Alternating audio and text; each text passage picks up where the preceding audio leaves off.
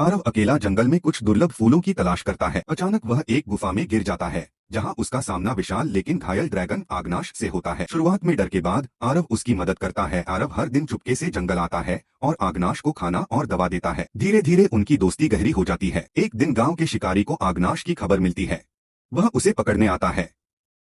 गांव वाले भी डर के कारण उसका साथ देते हैं।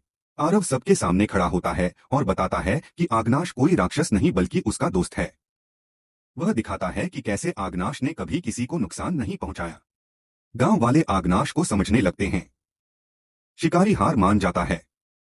गांव में अब आग्नाश एक रक्षक बनकर रहता है। आरव और आग्नाश एक साथ आसमान में उड़ते हैं।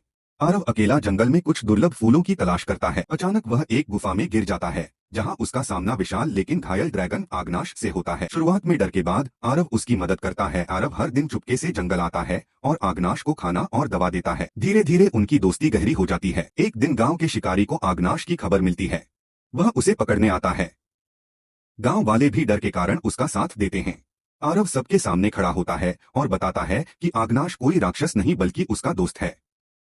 वह दिखाता है कि कैसे आग्नाश ने कभी किसी को नुकसान नहीं पहुंचाया। गांव वाले आग्नाश को समझने लगते हैं। शिकारी हार मान जाता है।